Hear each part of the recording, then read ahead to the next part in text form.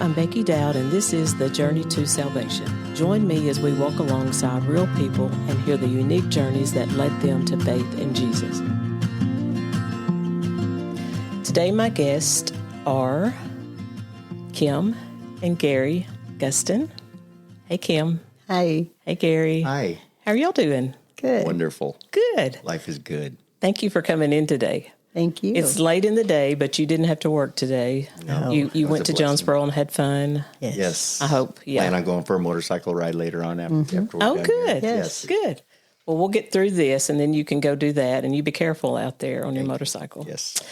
So I met you two, I guess, at a CR meeting, Celebrate Recovery meeting in Colt that you actually are leading, Yes. right?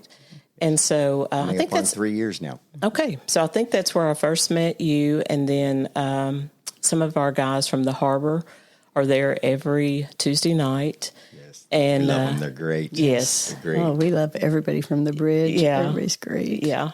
So, but anyway, but that's how I got to know you. But I do want to hear about your story. First of all, we'll go to you, Kim. Tell us about how it was growing up for you. Okay, well, I grew up in Oregon, and I grew up in an alcoholic home. My parents were very functional. They both had really good jobs. So on the outside of our home, everything looked fantastic. In fact, my dad worked for General Motors. He had a great job.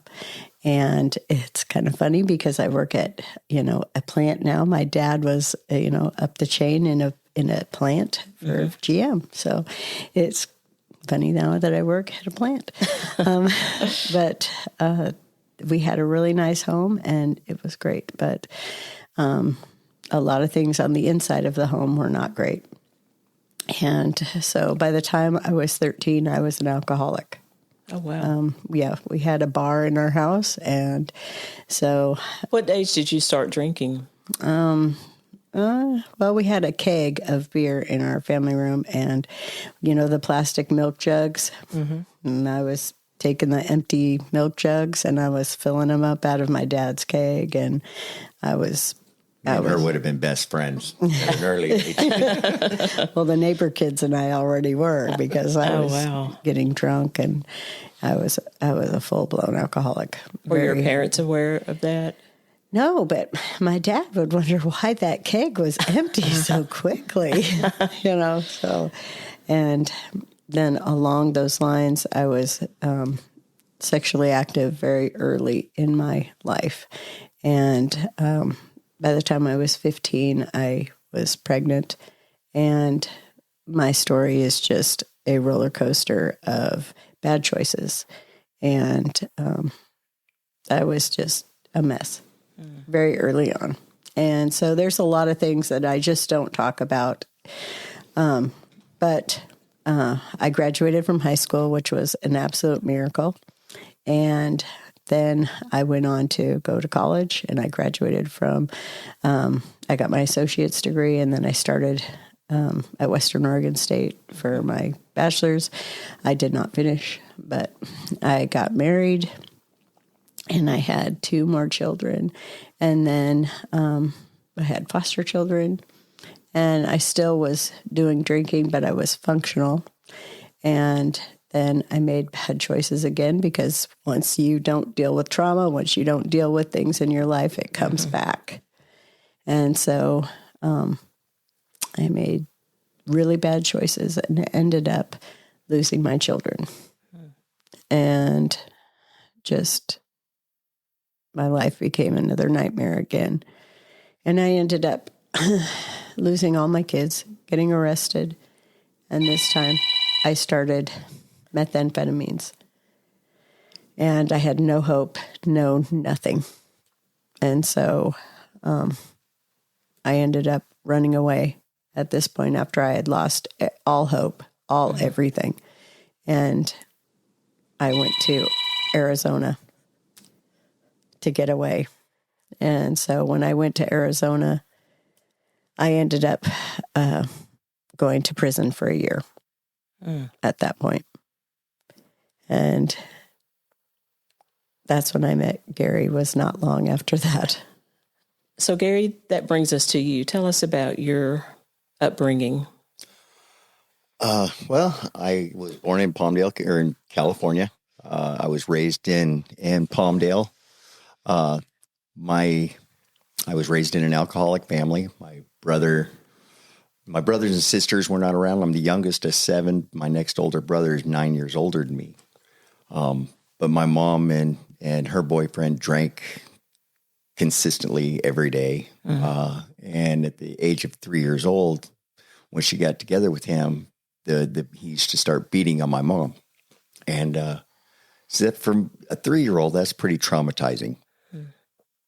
In the process of a move one time, my uncle had come to help us move, and I OD'd on these pills that he had. I got a hold of them, thought they were candy. And so I had my first OD at 3 years old.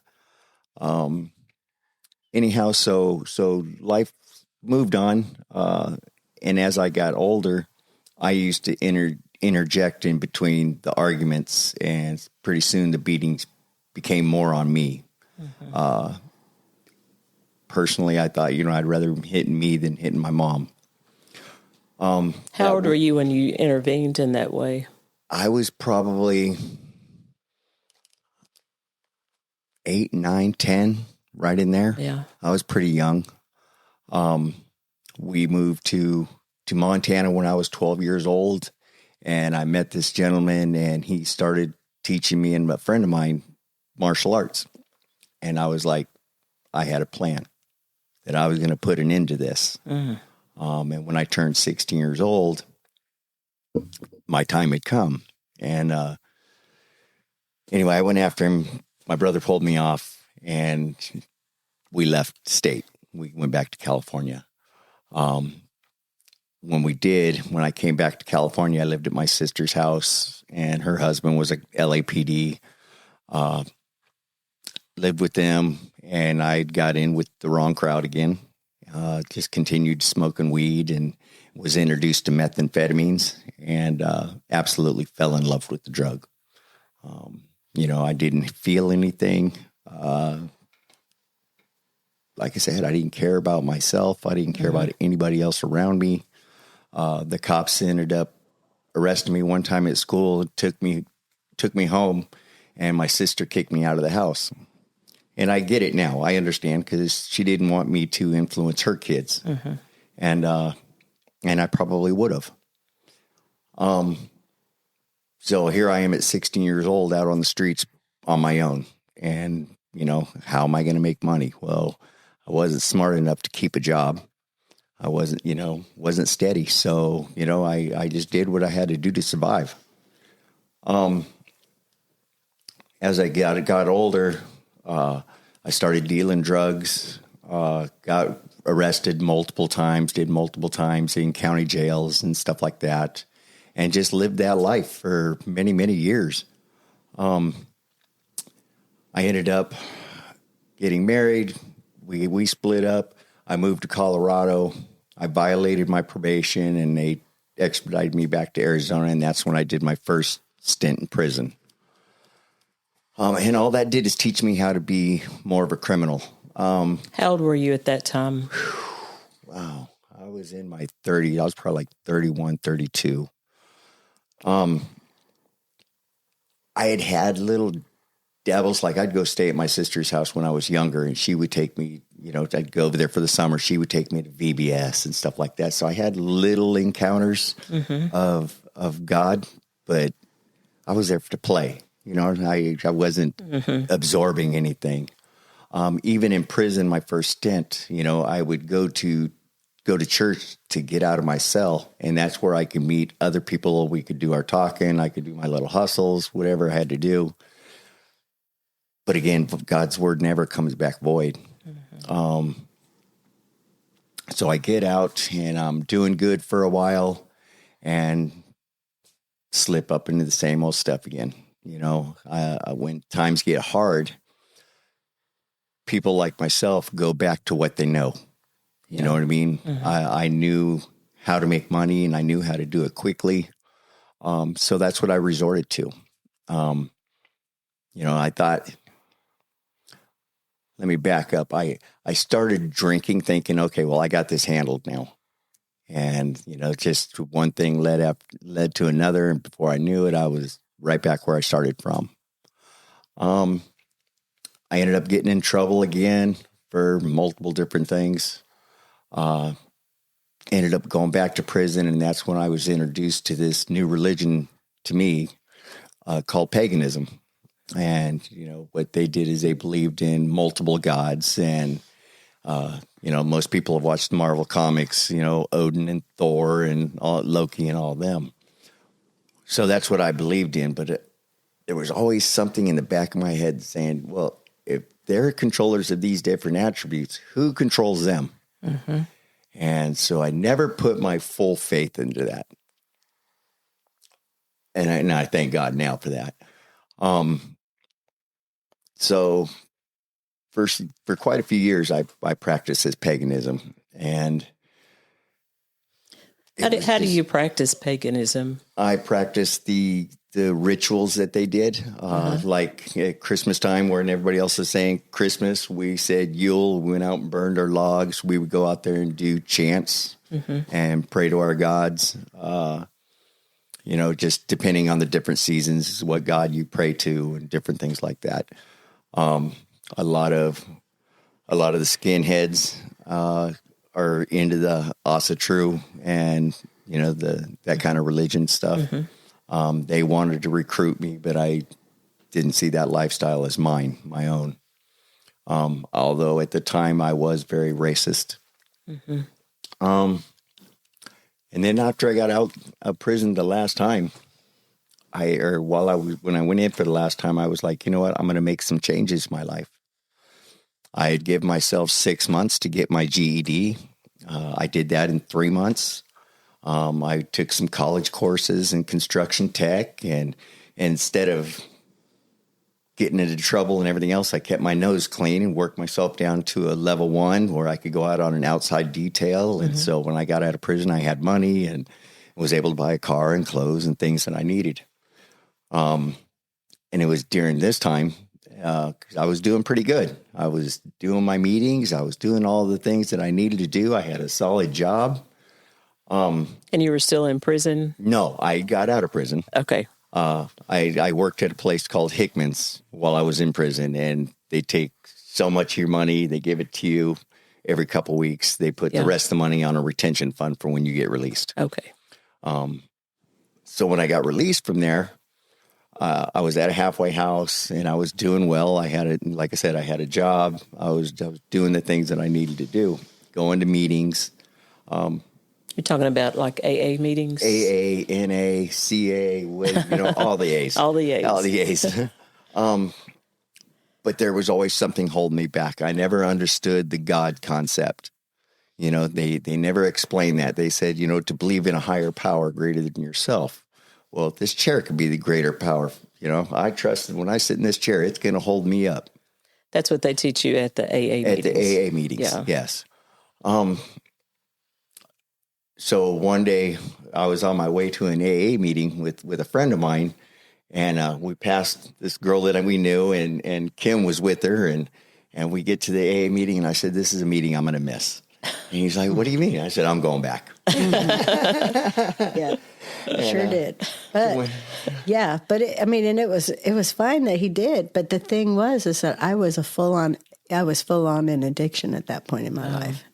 So, and you were clean at that time, Gary. Yes, he was clean. Yes, and so it's horrible, and I have it's tore me up for years and years and years. That within him being in that halfway house and being clean and sober and having his self together, within 2 days, I had him shooting up. It didn't take any time at all. And he says, "Oh, that was my decision." And ultimately, yes, we're all in control of our own decisions as far as whatever. Yeah. And yes, God had a plan.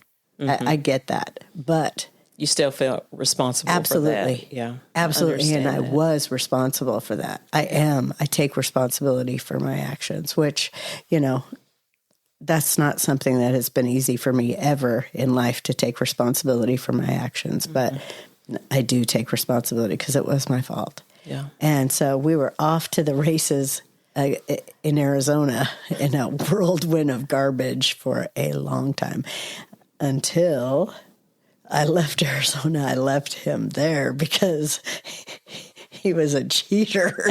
Oh. Ouch, I knew this was coming. And since he was on parole because he had come out of prison, I left him. I left him there, and he couldn't leave. And I came out here because I had a friend out here. So I left and came to Arkansas and said, bye-bye, Gary.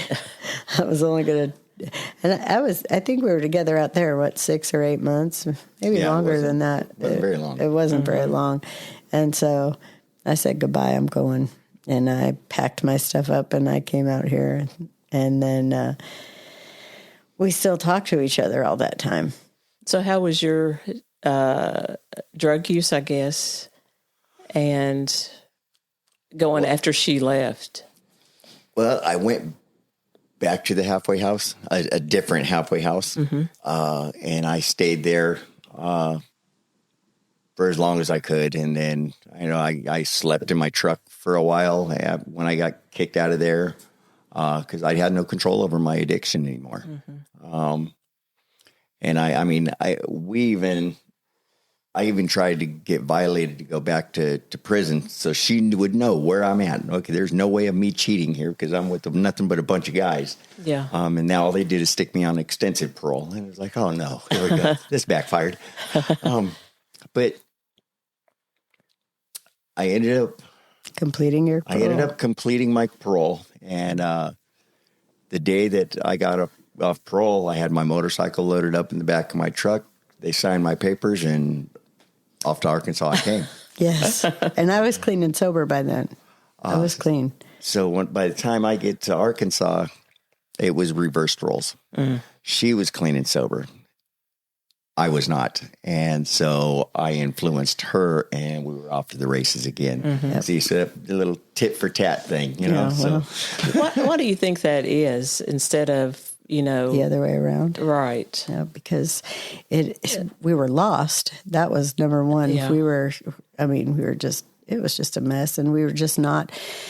If we were saved, I think that would have been a different situation at the time, but we weren't. And so neither one of us were strong enough, and we couldn't control ourselves, and that was what we knew. And so it was an everyday occurrence. Yeah. It wasn't just we're going to party on the weekends. No, it was every single day. That's what we did day in and day out. And, we ended up we were living in Forest City at that time. We moved to Caldwell, and that turned out to be a disaster. And we moved constantly. Moved to Cotton Plant, and that is the most depressing place I've ever seen. No offense, but and we ended up in Colt, Arkansas, in this little trailer that had no running water, no electricity, holes in the floor, holes in the floor, holes in the roof. When it rained just as much inside as it did outside. Oh, wow. Yeah. The people that had lived there before us had left a can of ragu, spaghetti sauce, and some mice-eaten spaghetti. And did you know you can barbecue spaghetti? It can be done. It was the best ever that we'd ever eaten because we were starving. Yeah. We were so hungry. And tell her how it happened. But it was all a gift, and we had no idea. Yeah. One day, I went into the restroom of all places, and I hear this voice says, "Go find a church now." It's true. It's crazy. And it scared me to death. I knew at that point in time, exactly that moment, this was my final call. So I came out of the restroom. I told Kim, I said, "Get on your shoes and let's go." She goes, "Where are we going?" I said, "We're going to go find a church." And she said, "You're a liar." Because over the years I had said, we need to go to church. Let's go to church. Yeah. And he was like, "No way. I don't believe in that. I'm a practicing pagan. I'm not going." Yeah. Were either one of y'all, did your families go to church growing up at all? My sister did in her family.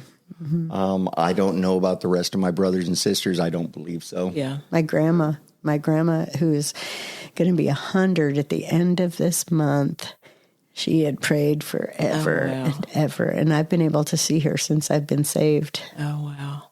And yes. And What a blessing for her. Yes. Yeah. Oh, and for me to see that. Oh, God has been good. Yeah. And so, yeah. So you say, let's go find a church. And so anyway, so we take off and we're doing our usual bit, walking down this sidewalk, and we're arguing and all this other stuff, and saying, okay, well, if we do find a church, we're only going, once a week or once a month or, whatever it is. Was this like a Sunday or what day of the week? No, this is on a Wednesday We didn't even know what day it was, though. I didn't know they had church on Wednesday nights. Okay, we were just going to look for a church. It was a Sunday. It was, I don't know, whatever day the 1st of January was, 2017. Yeah, I couldn't even tell you. I don't know. We didn't know what day it was or what day of the week it was. I don't know if we knew what time it was. We walked by this church, and there's this sign there, and nothing's on it. It was just an old decrepit sign and just a couple of letters here and there. So we kept on walking, and we came up to this other church, and they were closed down. Yeah, it was like, a Methodist church. I tried. You know what I mean? And we turned around, we started walking, and lo and behold, on the other side of that first sign, it said 6 it p.m. 6 p.m. Wednesday nights. So Sunday, January the 1st, 2017. That was it. It was a Sunday. Was it a Sunday? Yes, I just looked it up. Okay. How about that? You got the word to find a church on a Sunday. On a Sunday, yeah. God's intervention. If it would have been Friday, you would have been in trouble. Absolutely, because I probably wouldn't have made it. Yeah. So we went home, and we had a couple hours. We sat there and discussed this, what we were going to do and how we were going to do this, and putting all these stipulations on it. And we were filthy. We had no running water. We put on our best, our cleanest pair of dirty clothes. Yes, and brushed my hair was filthy, so we just kind of put it, whatever. And we probably smelled bad. Probably nothing. I'm sure we stunk to high heaven. Yes. And we walked down that broken road and that sidewalk is kind of cracked and broken, just like we were. Absolutely broken. I remember distinctively, we were walking down that sidewalk, and we see this star on this house, and Kim was like, well, that's probably a parsonage. And I'm like, what's a parsonage? I had no idea. No clue. It wasn't. It was just somebody's from Christmas. From Christmas, yes. Right. Sweet people that we love so much, but it was their star. And so we get up to this church, and I could hear him inside playing the piano, and I could hear people talking, and I peek up and I look in the window, and I see all these people, and I am scared to death. Yeah. I'm like, here we go. And so I grabbed a hold of that door, and I pulled that door open. It was the heaviest door I ever tried to open in my life. And me being the gentleman that I am, I kind of pushed her in first, because if it caught on fire, I didn't want to be inside. And we walked inside and found the most amazing people. We were first introduced to this gentleman, Merle Horton. Yeah. Came up to us and said, you come in here and make yourselves at home. You act like you've gone here your whole life. And we were nervous, and we sat down next to him, and everybody loved on us. I could not tell you a word that preacher said that night. Couldn't tell you what anything. I remember just sitting there frozen. And Merle's hooting and hollering like he always does. That guy was a hoot. Hallelujah. He was so sweet. So, he calls the preacher over. He said, come over here, brother. And he introduces us to him. And so we just sat there in kind of awe, I think, And after the service, Clint come up to us and said, you guys want to talk? He's the pastor there, He's the pastor there, Clint Haynes, yes. And still is. Yes. And still is. Yes. Love the man. So we went back, and we're sitting in these little rooms and these little plastic round tables, and he sat there and he introduced us to Jesus. Yes.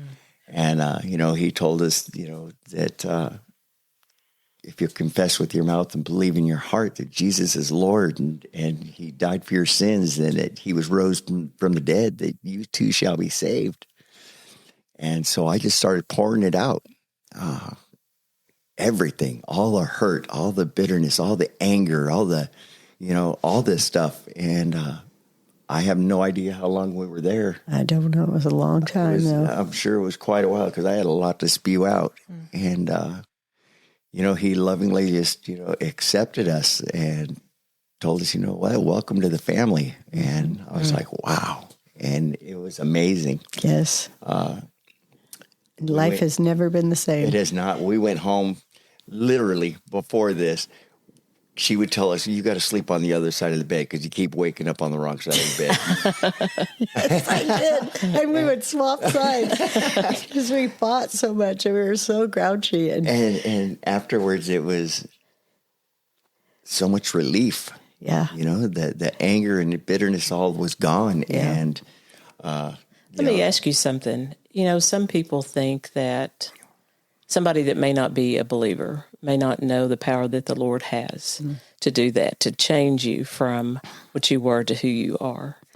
And what do you say to somebody like that? Is there any way you could have gone from where you were that minute walking in to where you were when you left that church? Not without the power of Jesus Christ and the Holy Spirit. No way, because let me tell you something. In my addiction, still wanted to use drugs before we went there. Mm-hmm. And when we were there, he took that. He said, today you're done. You're done. No more. And we have never used again. There is no way that anything could have changed that but him. Right. Yeah. Because you were still in your addiction. So physically, yes, you were still had a desire for those drugs. Absolutely. Yes. Not based on what you wanted to do. It was just something because of you using them so much. Yes, absolutely. And we're talking no physical withdrawal. We're talking about nothing. Nothing. And he just said, boom, you're finished. You're done today. There are no words that I can say Nothing. that would describe how it happened. No. I just know it happened. Yeah. Right. It was supernatural. It was supernatural because let me tell you, I've done AA, NA, CA. I've done all the A's. I've done all the programs. I've done inpatient, outpatient. None of it worked. Mm-hmm. Only him. And that night, my life was forever changed. Yeah. And I owe it all to Jesus Christ, my Lord and Savior. Oh, yeah. Yeah. So what happened then? So you went back to the... So we went back to that trailer. And Merle, sure did. Merle would show up at our house every day. And we'd go over to his house. He let us do laundry over there. He fed us. He'd take showers. And just loved on us from a Christian's perspective. Yes. And we would go out with them. Then Clint and Merle used to go out once a week. Twice a week, I think, to the nursing homes. Are you talking about that? Yes. And so he started inviting us to go to the nursing homes with them, which I thought at the time was kind of strange. But you want to go to the nursing home? Yes. Trying to avoid that place. Yeah. But we went We and learned to just love on these people that, that were in these nursing homes that had no hope. Mm-hmm. You know what I mean? A lot of them, their families put them in there and forgot about them. Right. And so we just went there and loved on them. And I watched and observed them sharing the gospel. And so what I later figured out was that was them discipling me. Mm-hmm. That was them saying, look, watch me and learn. And then I'm going to sit back and I'm going to help you go through it. And then I'm going to sit back and I'm going to watch you do it. Right. It was true discipleship. Our churches have a big failure, I believe, that we want to get them in, set them in the pews, but then not teach them nothing. Right. These people need to be taught how to study, how to disciple, how to be discipled.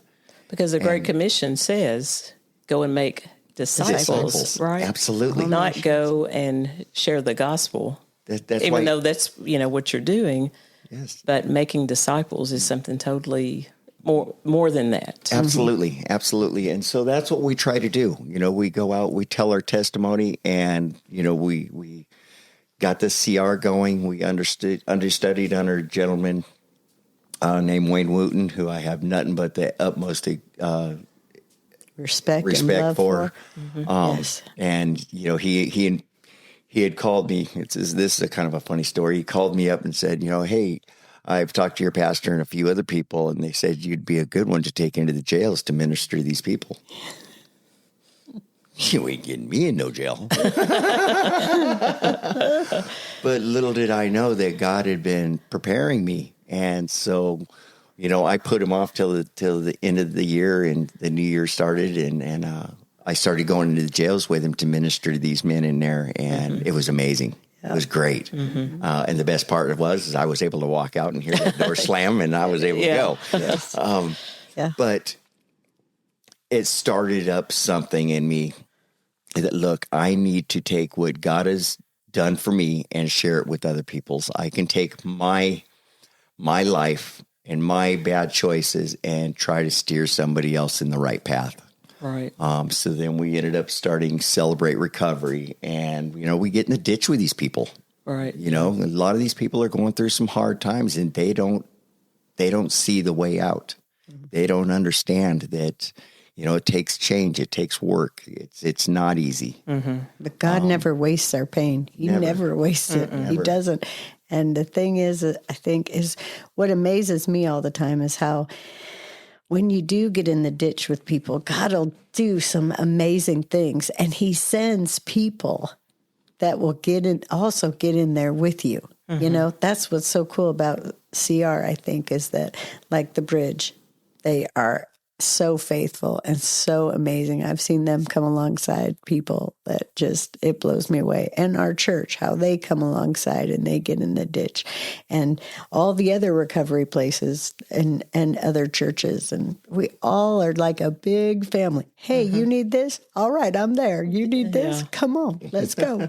And it's like, we got a team. We got a community. Yeah. And nobody goes in it alone. We're like a big family. And who thought we'd be here doing this today with you? Yeah, that would have never happened in the past. Oh, no. Never. You'd have been, lock your doors. You see those two, Well, and you can really pour into people that, because of what you've been through, that are going through the same thing, that so much more than somebody else that hadn't been through that. My pastor told me the same thing. He said, you know what, Gary, you can reach people I can't. Right. And I can reach people you can't. And that's why we're the body of Christ. Right. It takes a whole body we can do more together than we can apart. Yes. And so, still I call him all the time, gleaning information from him. Well, what do you think about this stuff? No, that's a bad idea. Okay. And the other thing too is that we work at Mueller, and we have an incredible boss. He and I'm not gonna, he is our Sunday school teacher. He has been our Sunday school teacher since the very beginning, and that's Clint's dad. And it's something. There's something to be said about working for a godly man, and he's very good to us. He's I respect him, and so that's really cool. Yeah. And my husband told me, he goes, "Come to work at Mueller; it'll give you self-esteem." I'm thinking, come to work at Mueller, it'll hurt your back. Yeah. That's pretty hard work, isn't it? But it's opened up opportunities. We work in a place where every day we sit down and we have a prayer meeting before we start work. Yeah, we start our day. Yeah. And a lot of workplaces you can't do that. No. And he's all for it. He's like, do it. And I know that some of our guys from the harbor have gone to work there. Yes. And what a blessing that is to know that y'all are around them during the day, but also, and I know there's another plant too right there. B&K. Yes. Yeah, that some of them go to. But yes, they're second chance opportunity employers. Yeah, we are so grateful to have a company that does give people a second chance. Yeah. Absolutely. Because I know a lot of the blessed. guys that I've talked to at the harbor, they'll be like, I put my application in, and they're really nervous about, because of their past, not being able to work there. Right. But every one of them so far has been able to work there, and that's been a blessing to them. Absolutely. It's a great One of them company. just bought a car. That's amazing. Yes, we're so proud of him. So proud of him. And we are proud of our company. We're proud of it's great all the way around. So it's given us a chance. So we're thrilled. Serving Jesus is, it's not always easy. And let me just say this. Anybody that tells you that becoming a Christian is flowers and roses and everything else is lying. Yeah, they are. Okay, because it's not easy. It is hard. But it's worth it. It is worth it. It is worth it. But Satan has came at us in ways that we never thought it would be possible. And we're still trying to learn. We've only been saved coming up on 10 years. So I look at myself as I'm a 10-year-old kid, trying to figure this out. And so, it's got its challenges.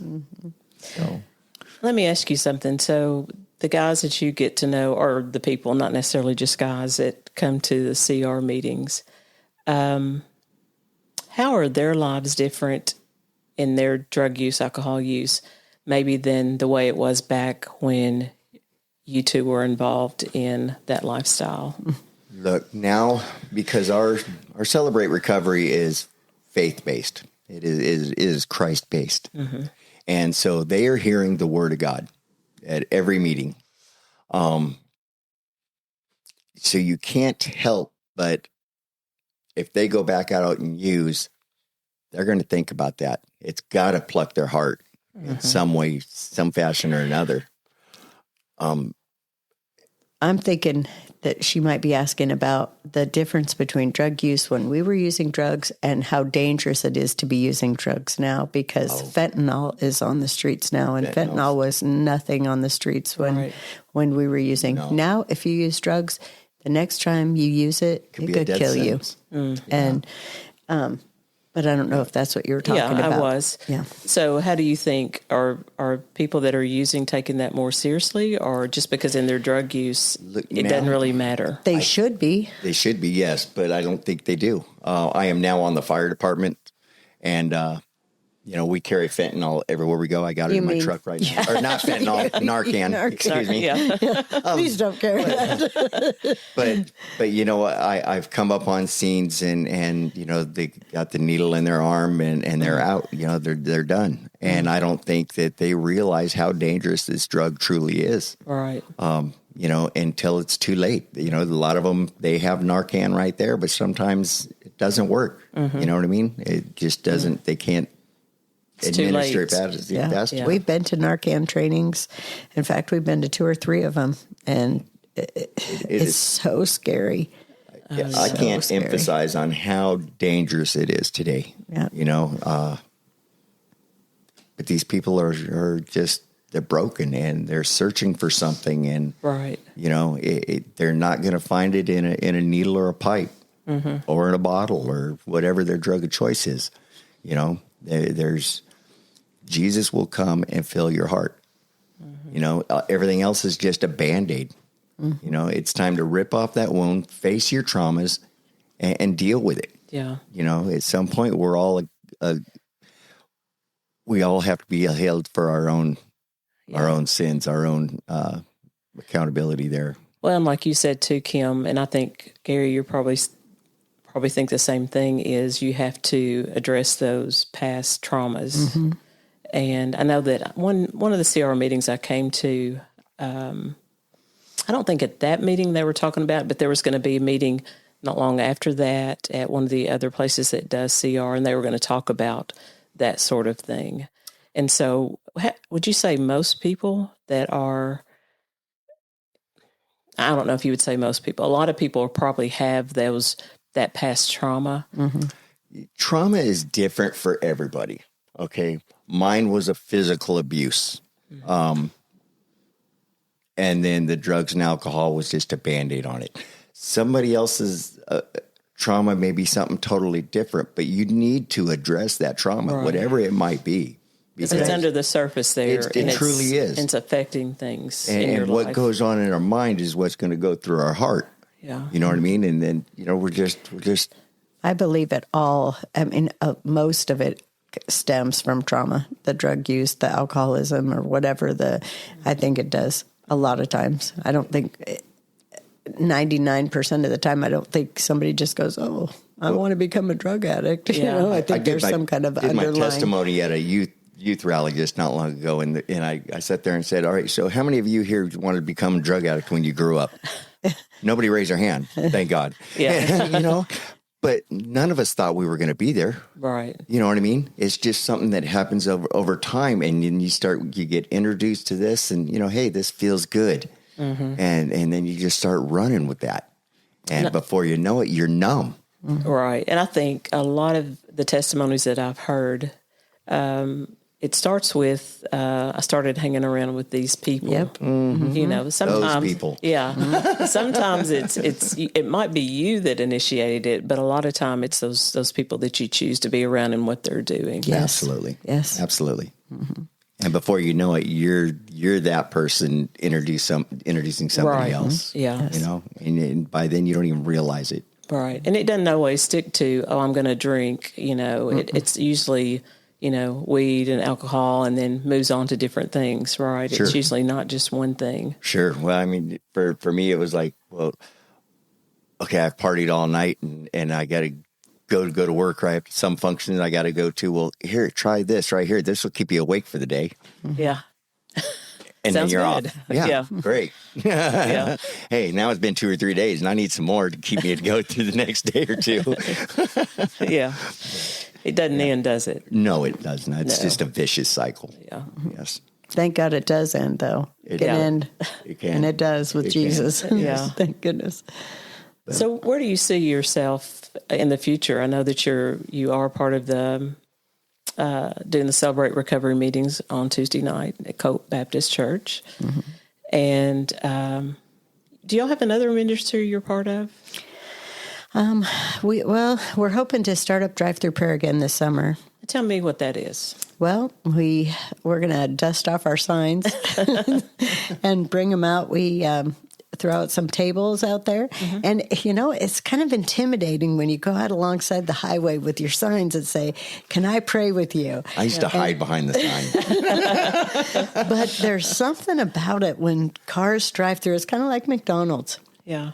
And you did this on Highway 1 at Colt? Well, we have done it at Highway 1, and we've done it right by the association, and then we've done it down at Fitzgerald Crossing. Okay. And then we have a goodie bag, and so people can come in, they drive in, and we pray with them for whatever their need needs is. are. Yeah. And then we'll give them a Bible or something, a tract, and then we send them on their way. Oh, and wow. we just, So they don't even get out of their car? nope, No. they don't. Yeah. We have a really neat story about this. A lot long ago we had the tornado come through here, and my Which one?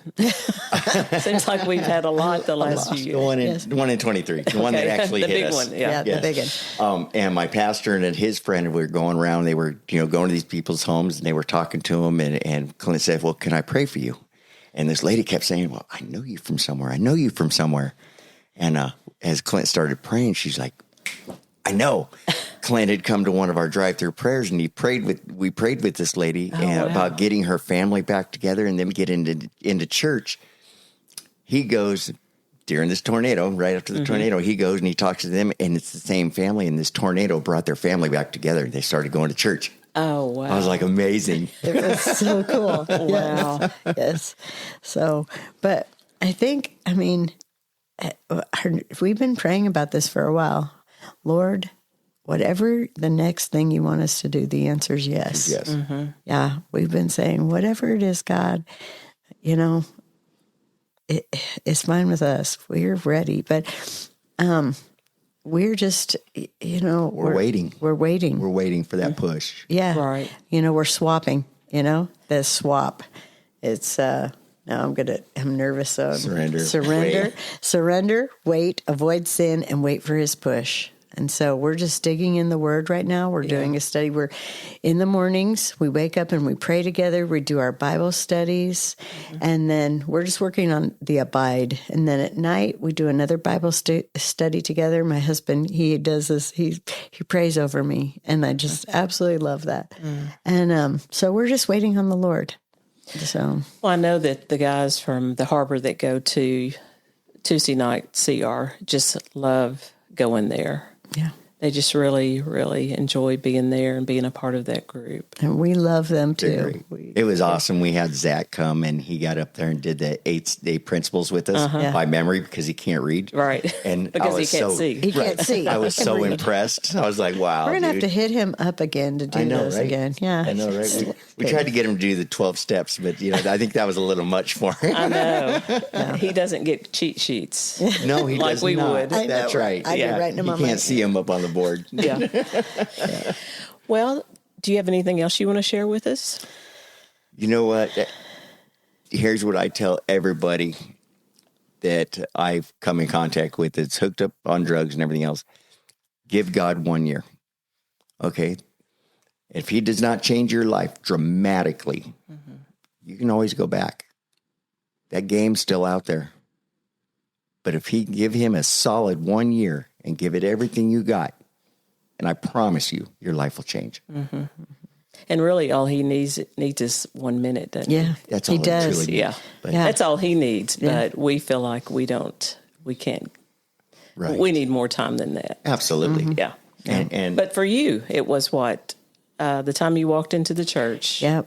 Until the time you left the church, even though he was working on you prior, all through your life. I can look back now on my life and see where he was with me, and it's kind of strange. It's like, wow, how did I get through that? Well, now I see, Right. Man, I had a thought and I lost it. It's okay. It happens a lot at my age. I think the thing that people struggle with a lot, and I think that we don't listen when he says things. I'm so thankful to God that Gary listened when God said go and go now. I love your voice. You did that, but that was so good, Gary. What restaurant were you in? No, the bathroom. No, it's a restroom. Restroom. Oh, you were in the restroom. Yes. Yes, Okay. the restroom. He can reach you anywhere. He can. But I think that a lot of times people think they have to clean up. That's where I was going with it. I That's think good. that, I have to wait until I put this down, or I have to do this or whatever. He's not looking for that.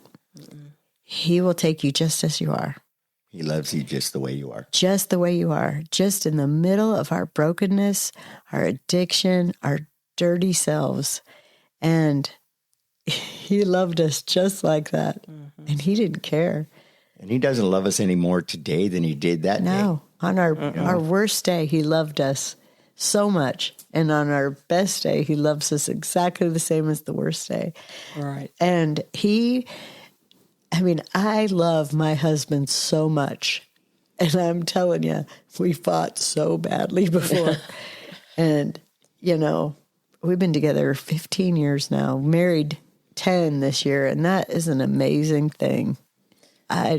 We still have our disagreements, but Oh, now yeah. we can. Yeah. Now But we I can win sit now. down we can sit down like adults and discuss things. And, Yeah. So back I in give her Arizona, away. yeah. So back in Arizona, you never would have thought this is no. where you would be today. No. I thought that the drugs was going to be my entire life. I thought I was Yeah. going to die with a needle in my arm. Yeah, Right. me too, for sure.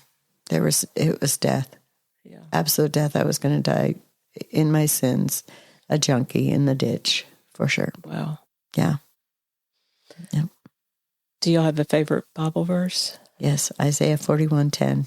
Yes, he holds us with his righteous right arm. Yes, that's mine. Luke 10:2 goes off every day on my phone. And I pray for the laborers of the field. For the laborers are wide and the Harvest is wide. harvest is wide, but the laborers are few. Yes. Yes. Well, thank y'all so much for sharing your stories today. Thank you for having us. Yes, thank you. Thank you for joining us today. New episodes release every Wednesday, so be sure to subscribe and get notified when a new episode is available. You can listen on the Journey to Salvation website, Apple Podcast, Spotify, and wherever you get your podcasts. So, where are you on your journey to salvation?